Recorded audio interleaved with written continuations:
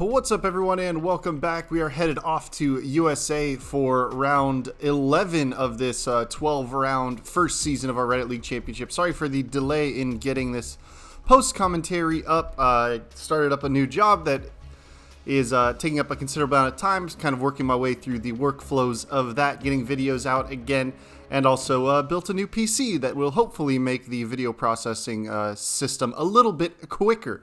But with only 2 races left to go in the season, we are sitting P12 in the championship and 11 points back of P10, only 2 points back of P11. So we have some opportunities with a couple solid finishes to try and jump our way up a little higher up the field. But Nemesis has already clinched the championship.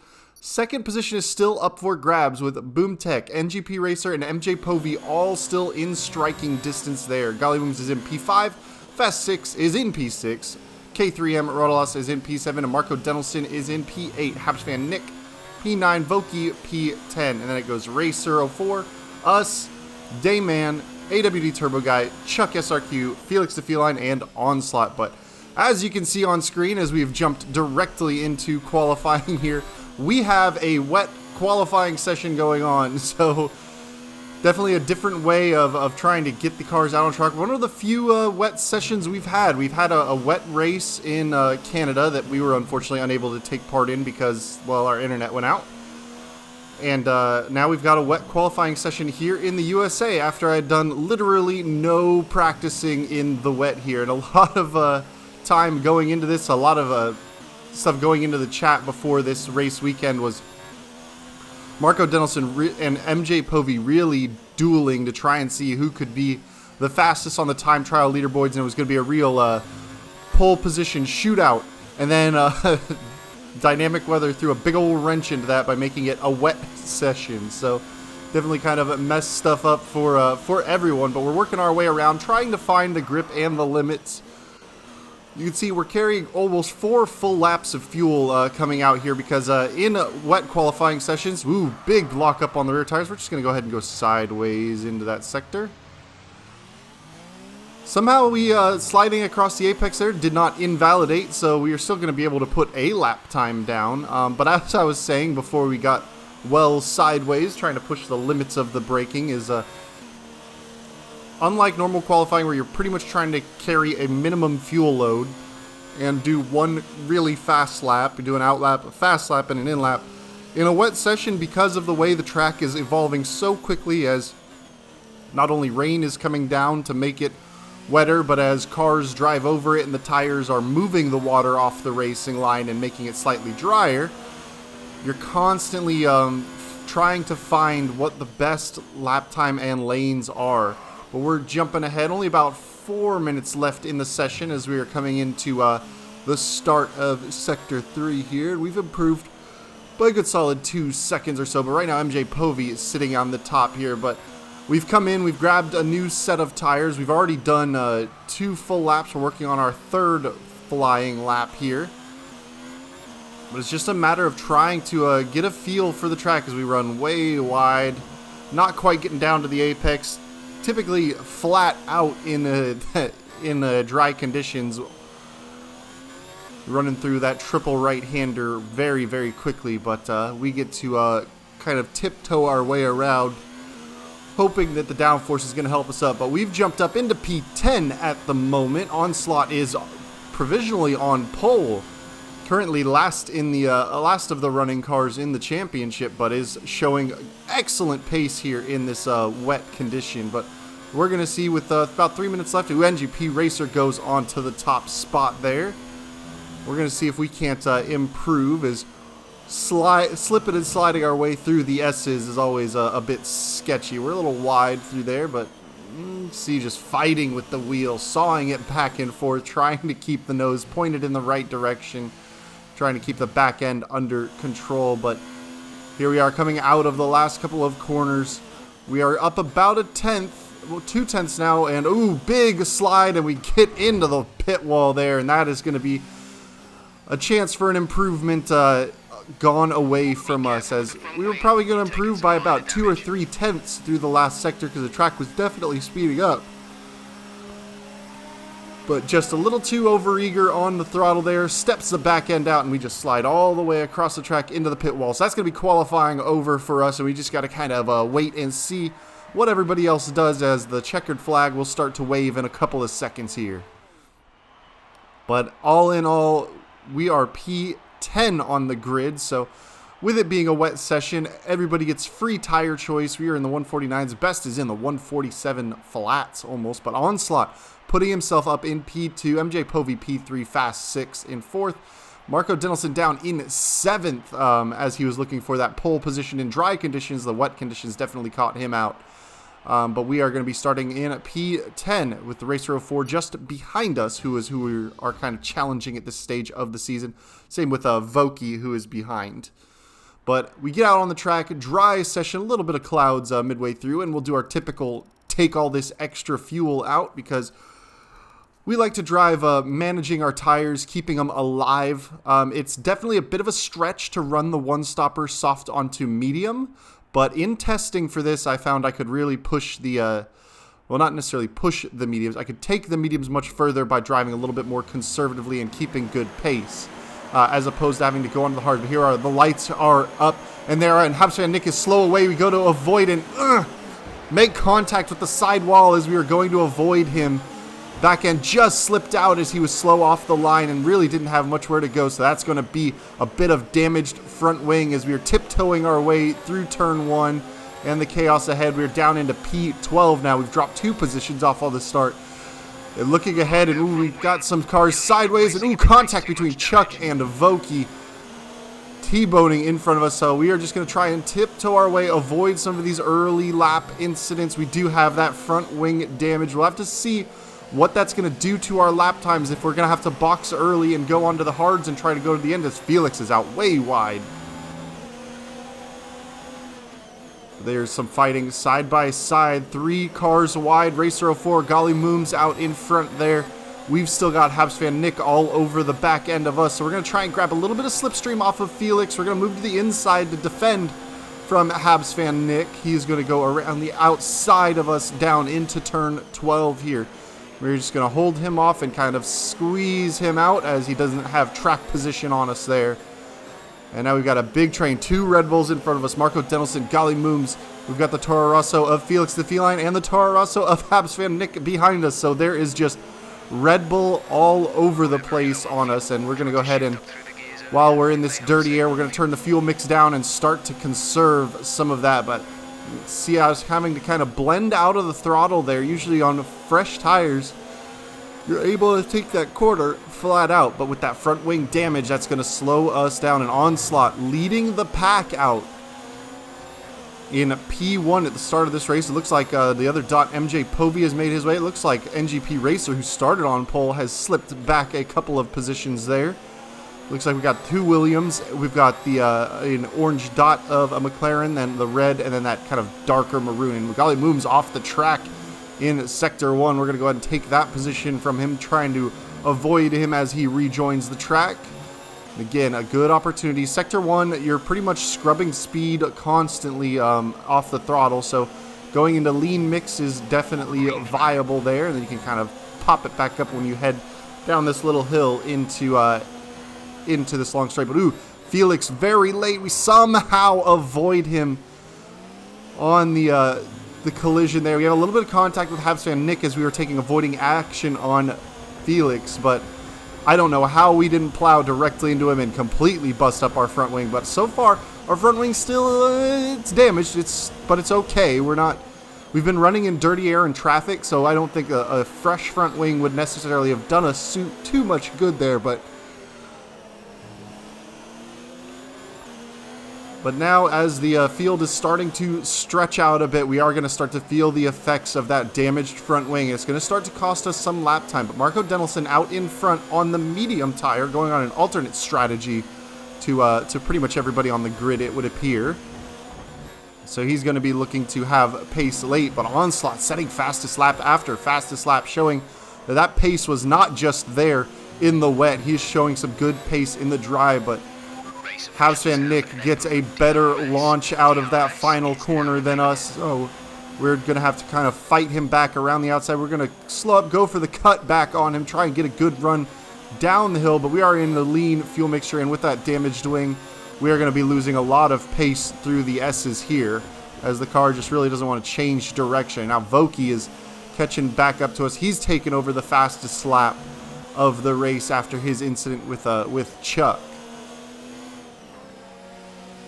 You got yellow flags up ahead. Ooh, that's K3M off the track ahead of us, so that's going to be a position back for us up into P8.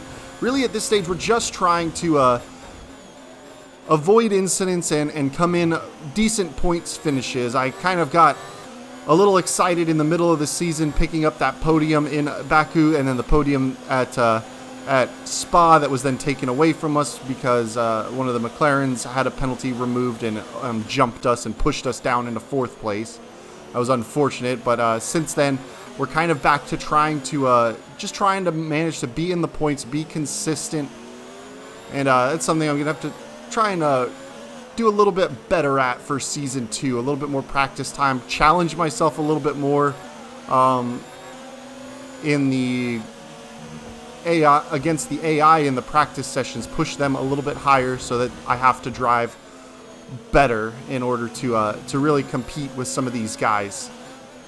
But right now I'd say we have better natural pace than Hapsan and Nick, but that front wing is definitely costing us about a second or so a lap. We could typically do about, in testing I was able to pretty consistently be lapping in the high to mid 38s at this stage of the race, and I've only turned in a best lap of a 39.7, so definitely it's costing me probably about a second and a half a lap at this stage.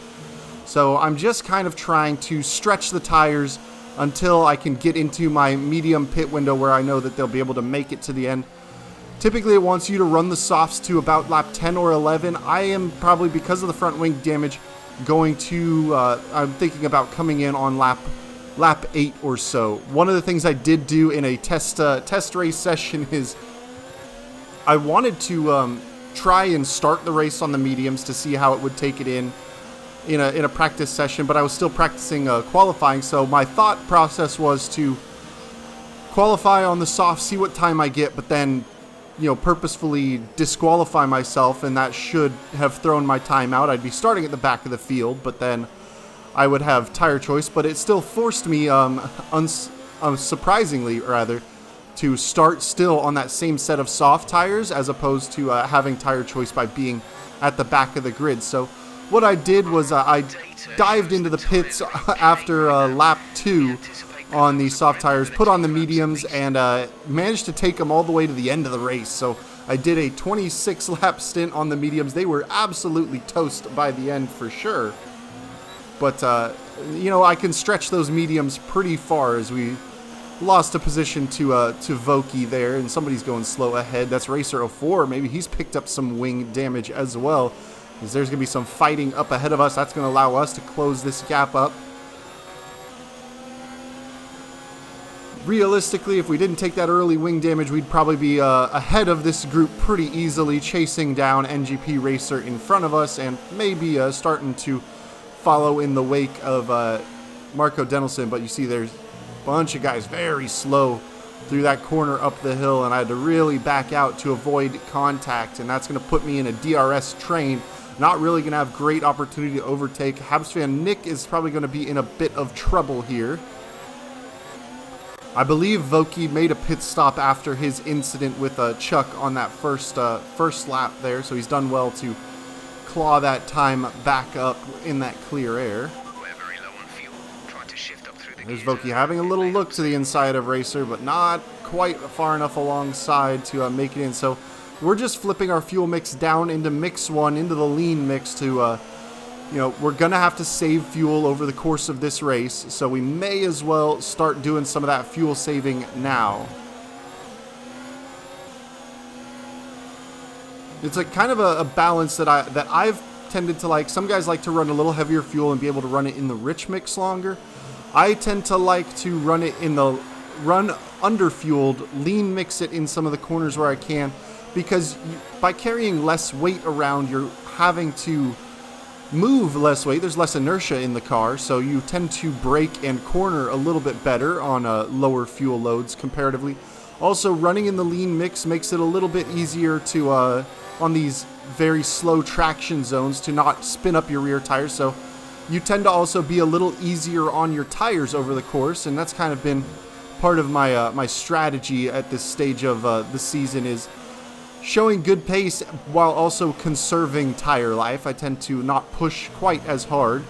And that's also just kind of a side effect of the fact that when I have pushed around some of these tracks, I've made some mistakes that have taken me completely out of races. You saw Monza and you know, a few other tracks where I've made big mistakes over the course of the race. So by running this kind of run-in lean mix, run at 80% of your max ability, has been kind of my idea. But here we are down the inside of Racer 04, side by side. We're going to leave it in rich mix. One of the few times we're going to burn some extra fuel to have a little bit of an extra grip. We gave him big amounts of space on the inside. That's going to let him get down, but we're going to take the inside. He's on the brakes early, and ooh, he turned right into us there, and luckily no wing damage for us. But a corner where there's kind of two lines through it, you can take that inside line like I do, or the typical faster line is to brake around the outside and then dive to the inside there. And I think Racer 04 might be one of the guys on the grid that drives with the racing line assist on, so if he's watching that might explain why he swung out and didn't really account for us being on the inside. But luckily for us, that contact did not cost us any damage. Yeah, here we are, jumping ahead now out of P8, lap 8, into the pit lane. So we're going to go ahead and try and do a solid 20 laps on a set of medium tires to the end here. 19 rather, since we're at the start of lap 9. But it's going to be a new wing, some medium tires. We've got Golly Mooms going through, who's on the hard tire.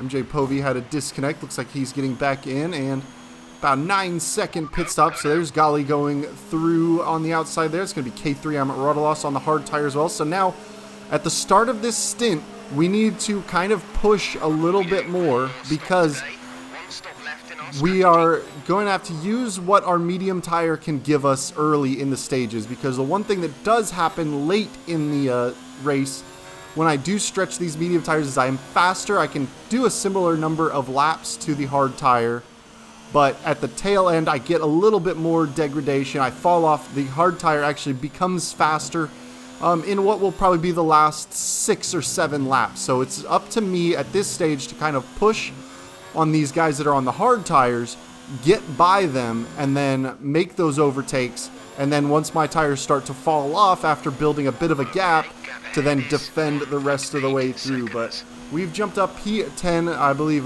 Golly went into the pit lane. He might have been doing a 2-stopper. Or no, he's further up the road ahead. Okay, yeah, he's up ahead of the Toro Rosso of Habsan Nick. But we've jumped up to lap 16, so it took us about 7 laps to close this gap up. But you can see we're running in the low 38s now, as definitely more representative of our pace. Probably a mistake not to just dip in early and grab the hards, but in the practice races I was really having trouble getting up to speed on the hards, even on fresh hards. I was really just kind of struggling to keep those at top speed. And I think a side effect of that was that in practice and in testing, I found I was having a lot of trouble with front tire overheating, as we're going to go lunge, we're going to go last of the late breakers, send it up the inside of K3M, make that move stick there, as if we didn't make it stick through there, we would have been behind him through this whole final sector, and it would have been very tough. So definitely taking that risk. But I was having trouble keeping temperatures down on the front left. I was having a big overheating problem. So I kind of set my car up in order to combat that overheating problem. And I think what the side-on result of that is that the hard tires are much harder to work heat into. They're more resistant to temperature gains. So I just was having trouble getting them into optimal range. And there's Jeff telling me to pit, which I am absolutely not going to do. I am one-stopping and taking these tires the rest of the way. I know I can do it. I've tested it. But yeah, so the knock-on effect of having a car that's better on not overheating the soft and medium tires is that I struggled to switch on the hard tires and really get good lap times out of them. So it was better for me to run long on some mediums and sacrifice the tail end of the stint and maybe lose some ground to guys on hards that are maintaining their life a little better. But I gained so much more over the full course of the stint. And I've definitely, I ran these tires very long before, but here we are jumping ahead a little bit more. Lap 19, we've got Hapse and Nick in front of us, who is on the medium tire. He pitted a couple of laps ahead of us, so I would be very shocked if he is not two-stopping. I believe he is. Otherwise, he would be taking those medium tires for closer to, I believe, 22, 23 laps. And Jeff is shouting at us to box this lap. And so that might be an indication that Nick is probably going to be coming in this lap as well. But we get a very good run on him through that triple right-hander. We're setting ourselves up to snug up beneath him, but there he goes to peel off. But we are going to grab that extra DRS as we are within 1 second at the detection zone. So that's going to give us a little bit of extra life to try and run away from K3M, who is 0.9 back of us. We need to, with 8 laps left to go, try and open up a little bit of a gap to him. And also, big rear end slide there as we try and catch up to Golly Mooms in front of us as well. But we've been on these tires now for 12 laps. So we are going to start to get to a phase where they're going to really start to die off on us. And you can already see our sector split 0.3 down on our best lap on that 37.6, which was a very quick lap, I will give it, for us. But we are starting to lose some tire performance. And definitely was not unexpected, especially considering how hard I had to push to really try and make these make this gap. Less than a second. They're on old hards. Their tires are 16 laps old. The time last lap was 1 minute 38.5. They have a time penalty of 6. Okay, and so that's what I was checking on Jeff for. Is I wanted to see what the time, if K3 was carrying a time penalty. I believe at this stage we are carrying a 3-second time penalty. I don't properly recall. It's a track where you can pick up some track limits penalties through Sector 1. The S is if you get just a little out of shape, you're going to run over a little too much curb. And also this blind entry into turn 19, you can kind of run that curb inside a little early if you kind of dive in a little bit too quick. But we've got our eyes forward. We're P8 at the moment. We're trying to see if we can't close up to Golly Mooms. Now we've got our fuel mix in a pretty good spot, only about a quarter of a lap under fueled, which we should be able to get good as we jump ahead now, lap 25. And the medium tires are definitely starting to fall off. You see K3M has closed right up on us. Okay, you're dropping a few tenths per lap to the car ahead. We're starting to run in the 38s, so we're not going to be able to catch Golly Mooms at this stage. It's now just a matter of, with 3 full laps left to go, keeping K3M behind us. So you see, we've actually let ourselves run positive into the fuel mix. We're continuing to save just because the run out of turn 11 into turn 12, that long back straight, is DRS assisted very early on.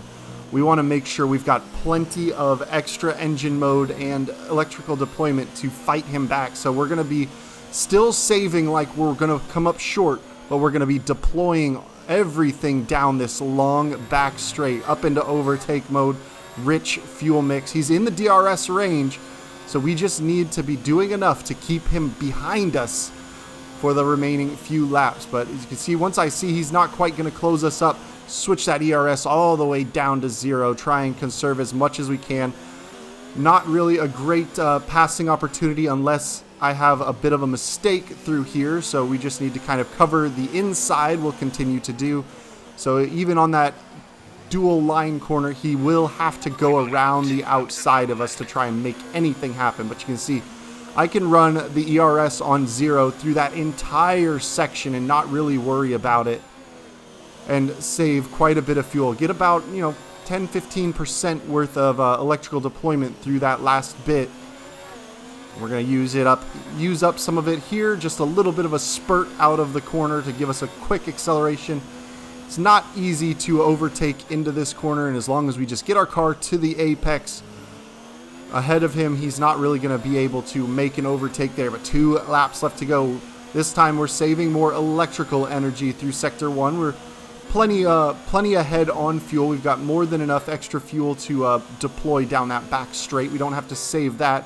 We do want to save that electrical energy because that is going to give us an extra big kick down that straight. So we're going to turn it up here, try and get a good run just into the medium mode, get a good run, open up a little bit of a gap into the hairpin, and we just need to try and get our traction down safely. And then once the car is really hooked up, then we're going to turn everything up, and now it's just a matter of kind of looking behind, seeing where he's at. He's trying to probably grabbing a little bit of a slipstream off of us, but he's not close enough to attack, so we're going to save a little bit more electrical energy on the brakes much earlier than he is. He's much later on the brakes in these corners, has a little bit extra tire life, but we can kind of conserve. We're just kind of nursing our tires where the track allows us to, and then we're going to really use up what we've got left the final bit. Now, he is carrying more lap penalties than us. He's carrying a 3 seconds more than us, I believe, but I definitely want to finish ahead of him on track. It's just kind of a matter of pride. And then also,